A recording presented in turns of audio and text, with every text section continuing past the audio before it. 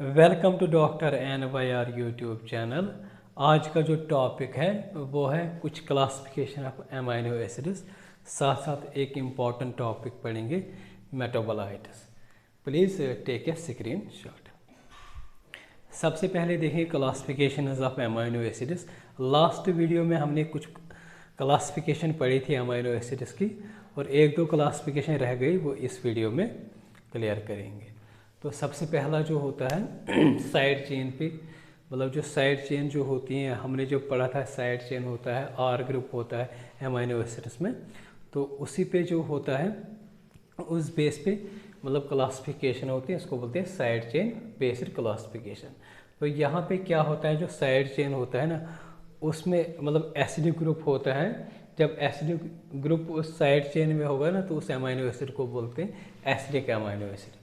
For example aspartic acid जो होता है, ये एसिडिक अमीनो एसिड होता है। ग्लाइटेमिक एसिड जो होता है, ये भी एसिडिक अमीनो एसिड होता है। अगर हम इनका स्ट्रक्चर देखेंगे ना, ग्लाइटेमिक एस्पार्टिक एसिड है यहाँ पे, तो ये जो स्ट्रक्चर होता है, ये वाला स्ट्रक्चर जो होती है, ये आर चेन होती है, ठीक है ना।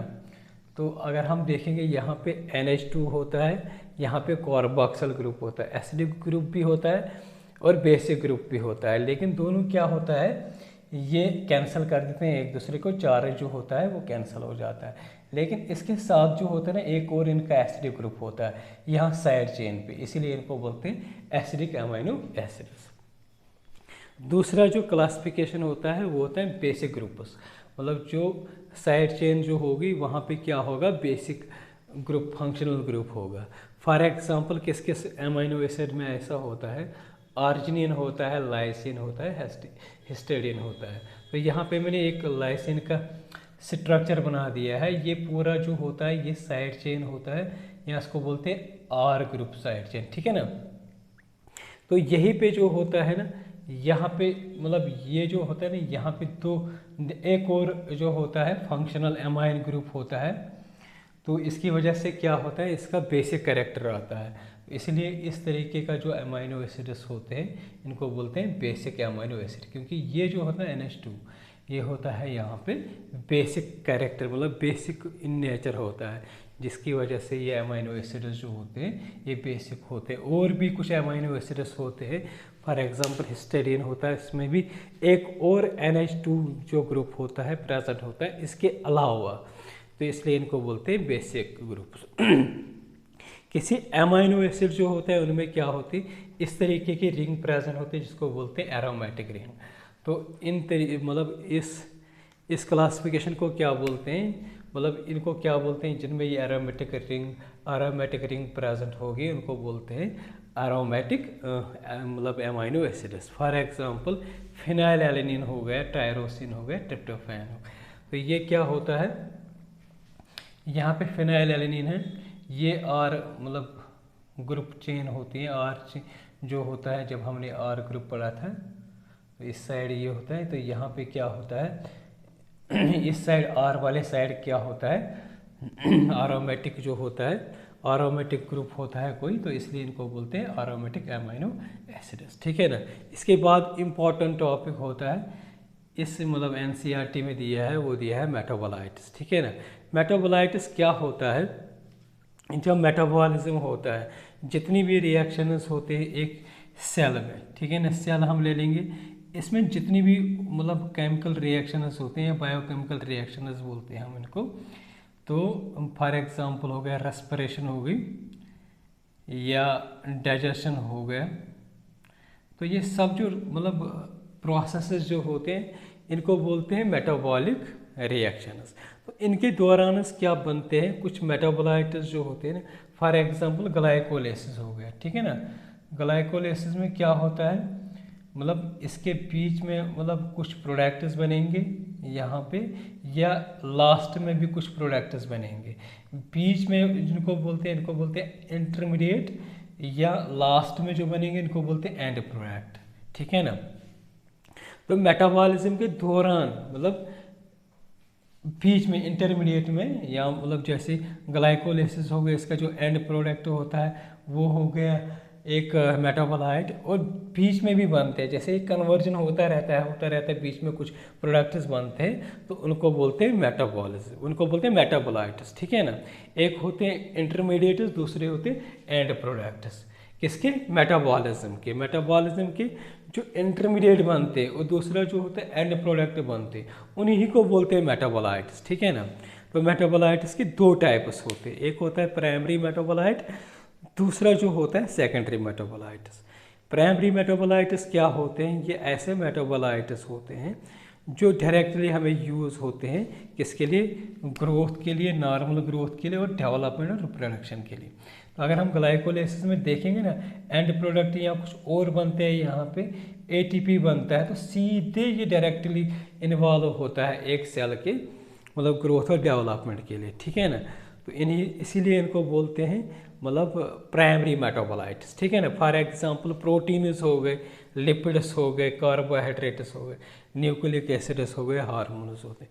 तो जैसे ये क्या होते हैं, डायरेक्टली इन्वॉल्व होते हैं एक सेल की डेवलपमेंट में और ग्रोथ में या रिप्रोडक्शन में इन्वॉल्व होते हैं, इसलिए इनको बोलते हैं प्राइमरी मेटाबोलाइट्स। दूसरे क्या होते हैं, ये डायरेक्टली इन्वॉल्व नहीं होते हैं इस ग्रोथ, नॉर्मल ग्रोथ में या डेवलपमेंट या रिप्रोडक्शन, लेकिन इनकी इम्पोर्टेंस होती है। फॉर एग्जांपल वाइटामिन्स होते हैं, है ना। वाइटामिन्स भले ही अगर वाइटामिन्स हो नहीं भी होंगे तब भी ग्रोथ पॉसिबल होता है, लेकिन इतनी अच्छी मतलब जो होते हैं ना, अच्छे से बॉडी मतलब एक सेल जो होता है ना प्रॉपर फंक्शन नहीं कर पाती। इसी तरीके से एंटीऑक्सीडेंट्स होते हैं। एंटीऑक्सीडेंट्स क्या होते हैं? Which can prevent the oxidation. मतलब एंटीऑक्सीडेंट इंसान कोई खाएगा भी नहीं तब भी जिंदा रह सकता है, लेकिन जो अच्छी लाइफ जो होती है, मतलब अगर कोई एंटीऑक्सीडेंट ले सकता है तो उसका जो लाइफ मतलब उसकी जो लाइफ स्टाइल जो होता है ना अच्छा होता है। लेकिन ये नहीं कि मतलब वो जो होता है ज़िंदा नहीं रह सकता है, इनके बगैर भी ज़िंदा रह सकता है। मतलब अगर हम देखेंगे प्रोटीन्स नहीं होंगे, ये लिपिड्स नहीं, कार्बोहाइड्रेट एक सेल में नहीं होंगे, या न्यूक्लिक एसिड सेल में नहीं होंगे तो बिल्कुल काम ही नहीं होगा सेल का। अगर एंटीऑक्सीडेंट्स हैं, वाइटामिन्स नहीं होंगे तो कोई फ़र्क, इतना ज़्यादा फ़र्क नहीं पड़ता है। तो ये क्या होते हैं सेकेंडरी मेटाबोलाइट्स? ये इनडायरेक्टली डेवलपमेंट होता है, इनडायरेक्टली इन्वॉल्वमेंट होता है किसमें? ग्रोथ, डेवलपमेंट और रिप्रोडक्शन। इसमें एग्जांपल वाइटामिन्स, एंटीऑक्सीडेंट, एल्कलॉइड्स या कुछ और फिनाले कंपाउंड्स होते हैं जो क्या एक्ट करते हैं? Secondary metabolites. यहाँ पे हम कुछ और एग्जांपल देखेंगे सेकेंडरी मेटाबोलाइट्स के। For example pigments. पिगमेंट्स क्या होते हैं? कुछ कलर्स होते हैं, नेचुरल कलर्स, मतलब सिंथेटिक कलर्स नहीं होते। प्लांट्स में क्या होते हैं? नेचुरल कलर्स होते हैं। For example anthocyanins. एंथोसाइनिन्स अगर आप लोगों ने ग्रेप्स खाए, अभी बरसात का टाइम चल रहा है ना, तो वेरियस मार्केट में होते हैं, तो उनका जो कलर होता है वो रेड टू पर्पल कलर का होता है। तो इनमें जो पिगमेंट होता है वो क्या होता है? एंथोसाइनिन होता है। मतलब अगर हम ग्रेप्स लेंगे तो उसमें जो वो डार्क टू मतलब रेड टू पर्पल कलर होता है ना, वो इस एंथोसाइनिन पिगमेंट की वजह से होता है। ये किसमें और प्रेजेंट होता है? ग्रेप्स में भी ये प्रेजेंट होता है, लेकिन ग्रेप्स वाले जो होते हैं लाल वाले, थोड़े से पर्पल टाइप के ग्रेप्स, उनमें ये प्रेजेंट होते हैं। तो इनका काम क्या होता है? ये एंथोसाइनिन क्या काम करते हैं? ये एंटीऑक्सीडेंट का काम करते हैं, ठीक है ना। हमारी सेल जो होती है, सेल के दौरान जो मेटाबॉलिज्म होता है, एक तो उसमें मेटाबोलाइट्स बनते हैं, दूसरे सेकेंडरी प्राइमरी मेटाबोलाइट्स बनते हैं, लेकिन इनके दौरान कुछ और स्पीशीज़ बनते हैं जो हाईली अनस्टेबल स्पीशीज़ होते हैं, ठीक है ना। उनमें क्या होता है, अगर हम देखें उनमें लोन पेयर ऑफ इलेक्ट्रॉन्स होता है, तो वो इतना रिएक्टिव होते हैं, वो कभी मॉलिक्यूल्स, ये जो बायोमॉलिक्यूल्स होते हैं, कार्बोहाइड्रेट या लिपिड होंगे या प्रोटीन या न्यूक्लिक एसिड जो होते हैं, इनके साथ रिएक्ट होकर इनका स्ट्रक्चर ही डिस्टर्ब करेंगे, तो उनको बोलते हैं फ्री रेडिकल्स, ठीक है ना। अब ये एंटीऑक्सीडेंट्स क्या करते हैं? इनको न्यूट्रलाइज कर देते हैं in free radicals. Free radicals के साथ ये बॉन्ड बना के उनको न्यूट्रलाइज करते हैं, और ये जो होते हैं हमारे मतलब बायोमॉलिक्यूल, न्यूक्लिक एसिड्स का या लिपिड्स हैं, प्रोटीन्स, इनको डैमेज करने से रोक लेते हैं। तो इस तरीके से जो होते हैं ना, ये ग्रेप्स जो होता है, रेड ग्रेप्स और बेरीज खानी चाहिए, क्योंकि इनमें एंटीऑक्सीडेंट प्रेजेंट होता है। ये मतलब जो स्ट्रेस हमारी बॉडी में होता है मेटाबॉलिज्म की वजह से, या कुछ और मतलब कोई मतलब ज़्यादा काम करता है दिन भर, तो उसको भी वर्क का जो होता है स्ट्रेस पैदा होता है, उससे भी फ्री रेडिकल्स होते हैं। तो इसलिए जो है ना, इस तरीके से फ्रूट्स या कोई सलाद जो होते हैं वो भी लेना चाहिए। उनमें एंटीऑक्सीडेंट्स होते हैं जो फ्री रेडिकल्स को न्यूट्रलाइज कर देते हैं। दूसरा जो कलर होता है वो कैरोटीनॉइड होता है। कैरोटीनॉइड का कलर कैसे दिखता है, ये येलो दिखता है या कभी कभी ये ऑरेंज भी दिखता है, ऑरेंज या रेड भी दिखता है, तो ये भी एंटीऑक्सीडेंट का ही काम करता है। नेक्स्ट मेटाबोलाइट जो होते हैं एल्कोलॉइड्स होते हैं, इनमें सबसे इम्पॉर्टेंट होता है मॉर्फिन। तो ये क्या करते हैं, मॉर्फिन कैसे ऑब्टेन होता है, ये कहाँ से निकलता है, ओपीएम जो होता है, खसखस जो होता है, ये खसखस का इस तरीके से मतलब अगर आप लोगों ने खेतों में देखा होगा तो इसको क्या करते हैं, इसको कट लगा देते हैं। इसमें एक लैटेक्स या मिल्क टाइप मतलब दूध जैसे निकलता है, उसको बोलते हैं लैटेक्स, ठीक है ना। उसको क्या वहीं पे रहने देते हैं, कुछ टाइम के बाद जो है ना वो उठा लेते हैं, तो उसी को फिर मॉर्फिन बनाते हैं, ठीक है ना। तो ये असल में क्या होता है, इसका इम्पोर्टेंस जो होते हैं, ये पेन मतलब जो रिलीविंग ड्रग होता है, जो पेन किलर होता है मॉर्फिन। लेकिन इसमें क्या होता है, सेडेटिवनेस भी होता है, जिसकी वजह से क्या होता है, इसको मिसयूज़ भी करते हैं। बहुत सारे जो ड्रग एडिक्ट होते हैं वो इसको खा लेते हैं, ठीक है ना। दूसरा जो होता है कोडीन, कोडीन भी इसी जो होते हैं, पॉपी जो होता है, प्लांट्स जो होते हैं इसी से ऑब्टेन कर देते हैं, ठीक है ना, वही से निकलता है। ये भी एक्ट करता है एज ए पेन रिलीवर, मतलब बहुत सारे कफ सिरप्स होते हैं, उसमें कोडीन होता है एज ए कोडीन फॉस्फेट। तो ये वहाँ पे क्या करता है, जो कफ से जो पेन होता है उसको रिलैक्स रिलीव कर देता है। तो लेकिन इसका भी मिसयूज़ कर देते हैं, इस कोडीन को भी, मतलब जो होते हैं बहुत सारे जो एडिक्ट होते हैं कफ सिरप ज़्यादा पीते हैं, तो होता है यूज़फुल, हमारे लिए यूज़फुल होता है, लेकिन जब हम इसको दूसरे मिसयूज़ कर देते हैं तो फिर क्या होता है, इसका साइड इफ़ेक्ट बहुत खतरनाक होता है। Nervous system, central nervous system as well as peripheral nervous system को डैमेज करता है जब इसको एक्सेस में लेते हैं। नेक्स्ट मेटाबोलाइट जो होता है वो होता है टर्पेनॉइड। ये टर्पेनॉइड में मोनोटर्पिनस होते हैं, डाइटर्पिनस होते हैं। ये क्या होते हैं, हाइड्रोकार्बनस होते हैं।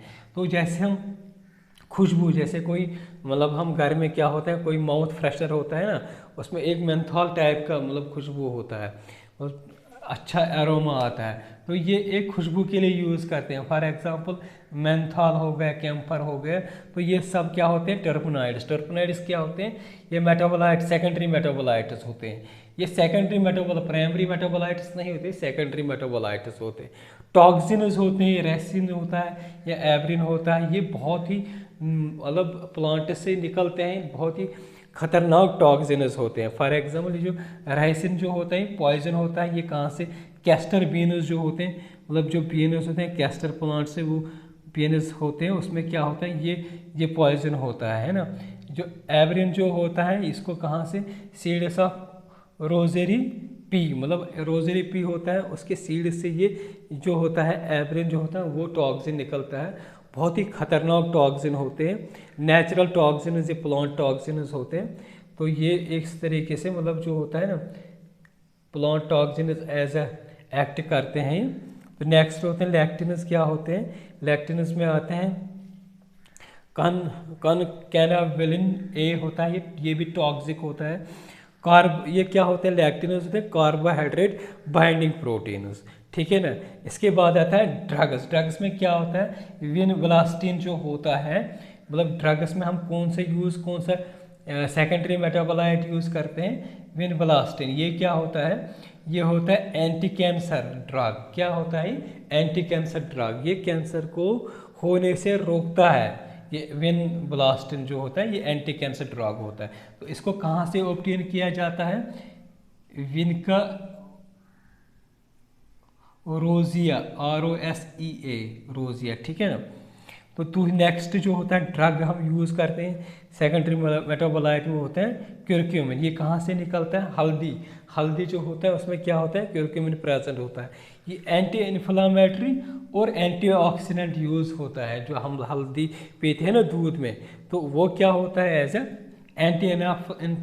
Anti inflammatory and antioxidant use होता है। नेक्स्ट जो होता है पॉलीमेरिक सब्सटेंसेस होते हैं, इसमें से रबर होता है, गम होता है और सेलुलोज होता है, ठीक है ना। जो रबर होता है ये भी रबर प्लांट से निकलता है। गम जो होता है अगर हम देखेंगे गम क्या होता है, पॉलीसैकेराइड होता है, ठीक है ना। और जो फेविकोल होता है, फेविकोल जो होता है वो अल्कोहलिक होता है। वो फेविकोल और गम एक जैसे नहीं होता है। फेविकोल में जो अगर हम फंक्शनल ग्रुप में देखेंगे उसमें फंक्शनल ग्रुप क्या होता है OH, लेकिन जब हम देखते हैं गम जो होता है ये पॉलीसैकेराइड होता है। तो इनकी यही डिफरेंस होता है। फेविकोल जो होता है जो हम यूज़ करते हैं लकड़ी किताबों में लगाने के लिए, वो क्या होता है, वो अल्कोहलिक ग्रुप होता है, उसमें विनाइल अल्कोहल प्रेजेंट होता है। इसमें क्या होता है, गम क्या होता है, ये पॉलीसैकेराइड होता है। डिफरेंस यही है इनमें। तो ये इस तरीके से जो होता है हमारा सेकेंडरी मेटाबोलाइट क्लियर हो गया। साथ साथ में हमने पढ़े कुछ क्लासिफिकेशन अमीनो एसिड्स की। तो नेक्स्ट टाइम पे कुछ और हम पढ़ेंगे। अगर आप लोगों को हमारा ये वीडियो अच्छा लगा होगा प्लीज़ इस चैनल को सब्सक्राइब कर दीजिएगा, वीडियो को लाइक एंड शेयर कर दीजिएगा। Thank you very much.